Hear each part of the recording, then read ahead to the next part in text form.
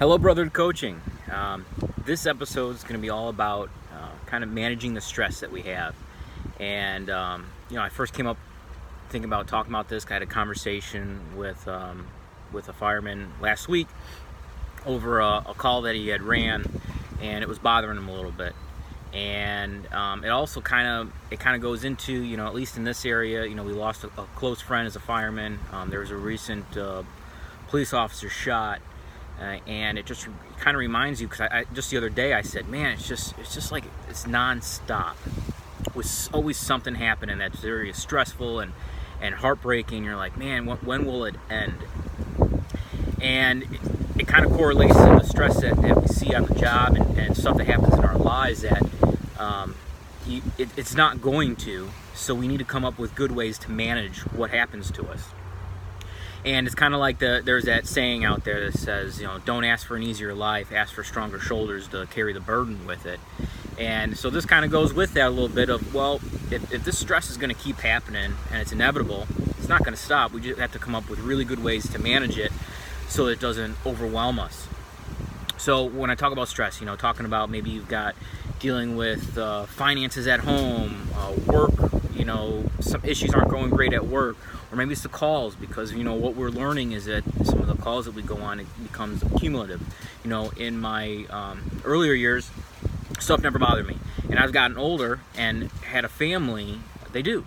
And especially dealing with young kids, or you see people your age, that something happens, you almost have immediate, you can relate to them, and you're like, holy cow, it's a reminder, life's short and bad things can happen, and so we have to appreciate the things. So how do we go about managing the stress?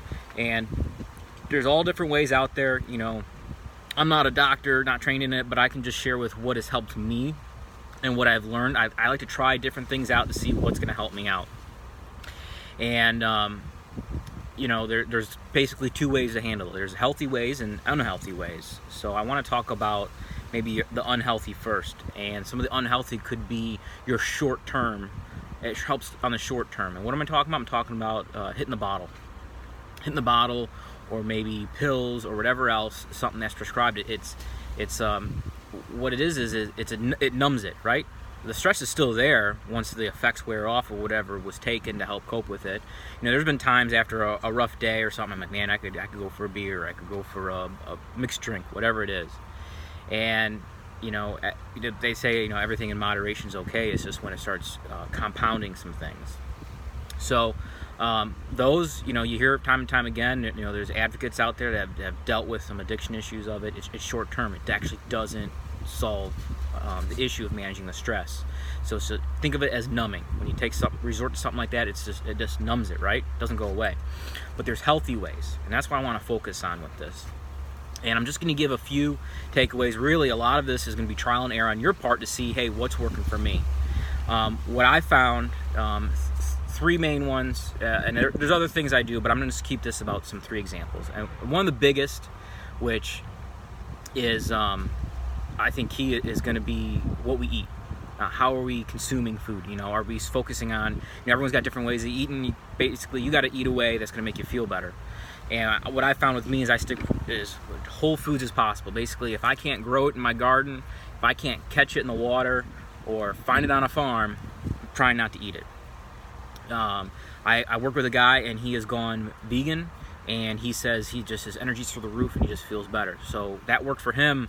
I cooked up some really delicious steaks yesterday. I'm not sure I'm ready to give up meat at this point, but it's focusing on that, staying away from your processed stuff, because it's full of a lot of sugar and extra ingredients that you don't realize. And here's the thing, you don't realize it until you start eating better, of how much better you feel.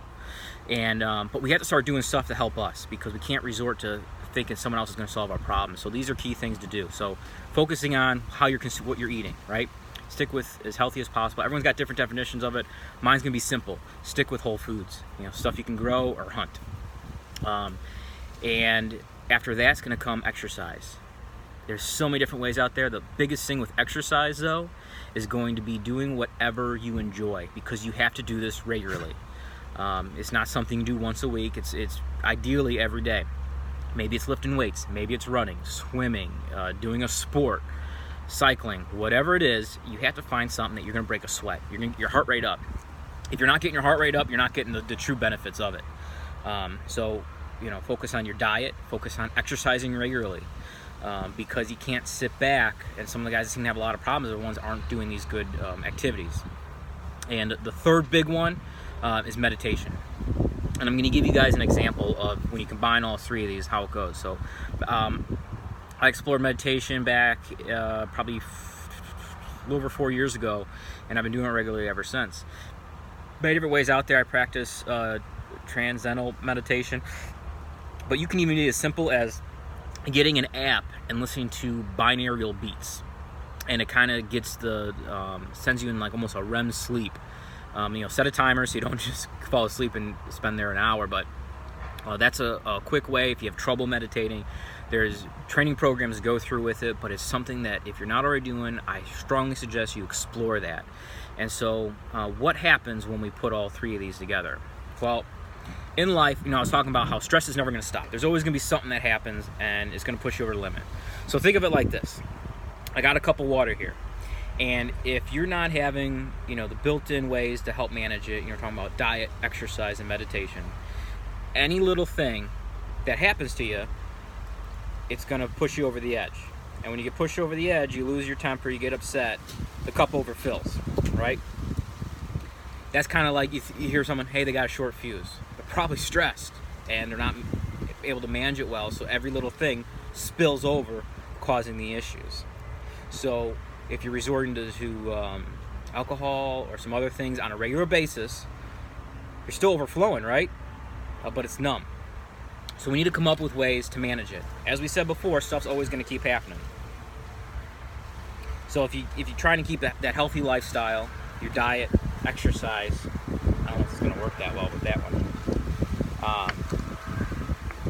Let's see if I can give an example. Here we go.